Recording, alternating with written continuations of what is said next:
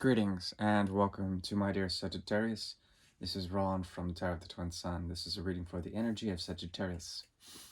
The ninth house is open, the house of philosophy, as well as higher learning, truth-seeking, higher philosophy, anything that has to do with the higher realm, that to which we explore the polarizations, the intensities, and the variant options, usually dual in nature, of the eighth house, and moving forth, solidifying those philosophies that we find in seeking in the externalization of the 10th. We'll go ahead and begin with a 9-card spread. This is for guidance. It comes from the light, and through the darkness we shine that which we may see.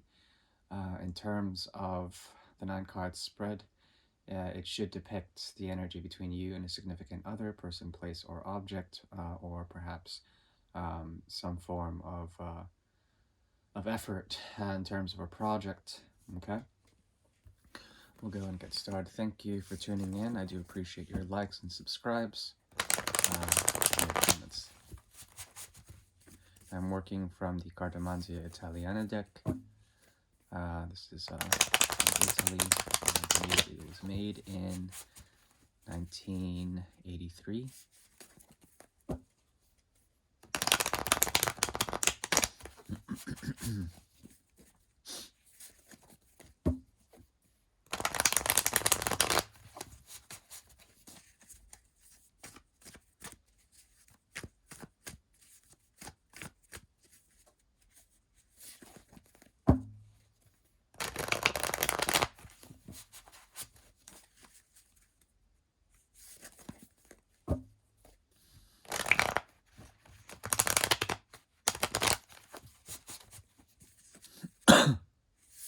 Excuse me.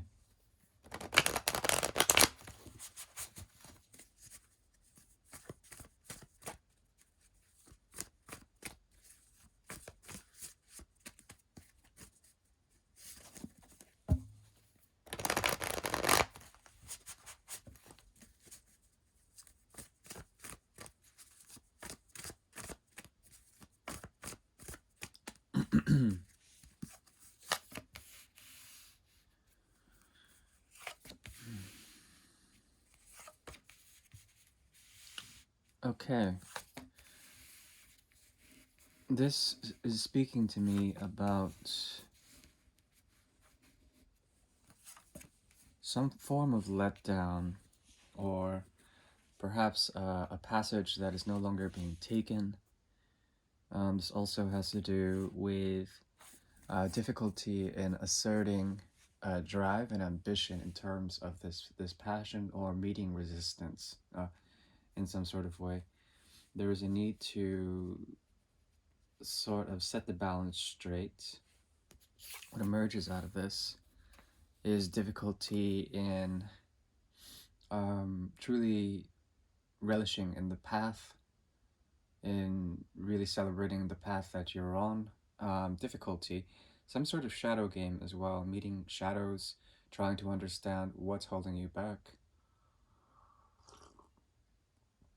in terms of how you go about seeking things, seeking mastery, seeking a way of doing things, especially elicited through your 7th house, the energy of Gemini here, strong in the reverse.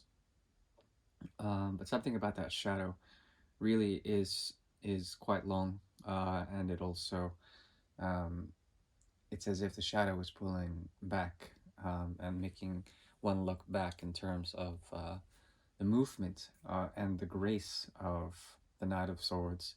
There's difficulty in having that for the time being. I'm also seeing here an element that has to do with truth on one end, seeking truth, it being difficult to truly stand by that in a certain way. There is an element also of balance and justice on the cards, as well as the Ace of Cups. But seeking balance is very much of utmost importance here. Virgo is very strong with this person, as well as the triplicity of air, Virgo very strong, as well as Taurus on the soul level. On your end, also that Taurus affection. There's a meeting of the queens here, but they are not on the same parallel, the same plane.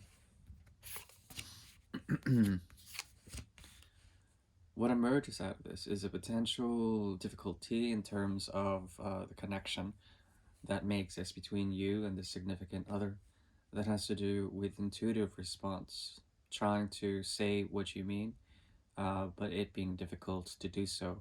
There's something about this connection that is unsettling in terms of realities, trying to stay firm or true to those. And there's a lot of independent energy on their end that has to do with essentially the bringing about of hard work or realism, practicality on their end. This is also on the cards for you, but it's in the reverse. Something about this situation is not very. It's not very easy in terms of working things out.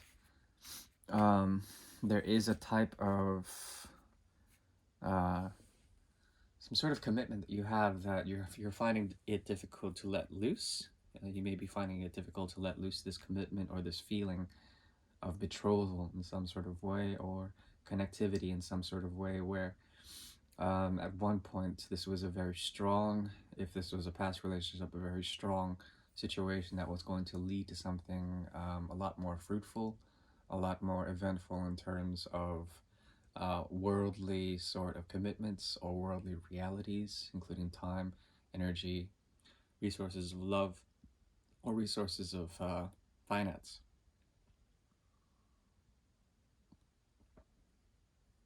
So essentially, you're holding your horse, holding horses, and it's difficult for you to commune with someone who seems extremely focused and determined to work hard, especially on the creation of things that would potentially be an element of purest creativity. That's what they're working on.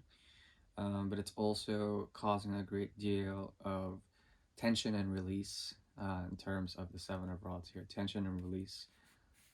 Seems that this is a very mundane type of reading, and it's kind of difficult to really discern what and all is emerging out of this in terms of an end result. But once again, there is a meeting of the queens, Queen of Swords here, as well as Queen of Pentacles.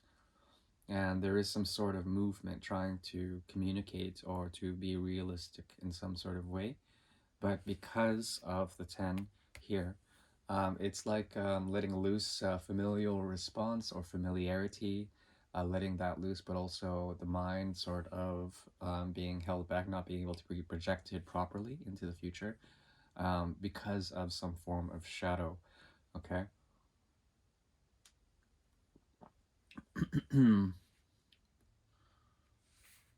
What emerges out of this is tension and release. That's what I'm seeing. Tension and release, as well as tension that is based on the power center that is difficult to resolve in some sort of way. What the queen wants to offer, your instinct wants to offer some form of familiarity, okay? The inner self or the deeper self. There's some sort of fusion here, of familiarity. But at the same time, this person is your equal, or this project, this thing is also your equal.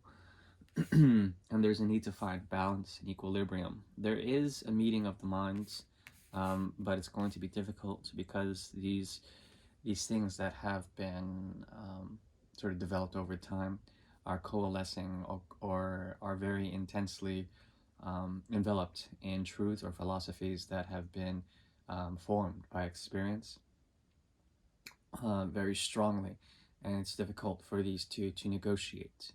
Um, Negotiation is very difficult, considering also this whole bridge work that has to do with philosophies, structures, trying to bring these into like a rite of passage or a ritualistic way of doing things, attention and release, as I've mentioned, in order to let loose, especially anything that has to do with working too hard on things that have already sort of lost its familiarity. Okay, familiarity, tension and release, trying to get rid of those ideas of that which is familiar in terms of realisms that you may be cropping up in terms of your path.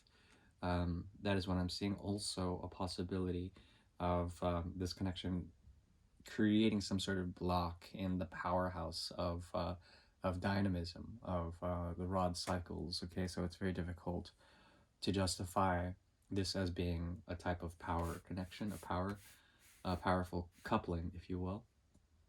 There is hard work to be done, and this person is trying to reach, let's see, from the 9 to the 8, some form of new beginning or some form of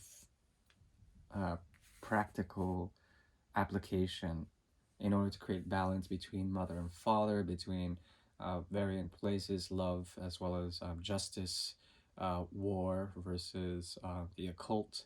There are different things that they are potentially negotiating in terms of balance. Okay. Fairly esoteric reading, very light. I hope you can take what you will from it. Kind of all over the place, to be honest. But that is the energy that I've seen within the Cartomanzia Italiana deck. Otherwise, I shall tune in. Hopefully you will as well for the mid-month of February. Please take care, my dear Sagittarius. Bye-bye.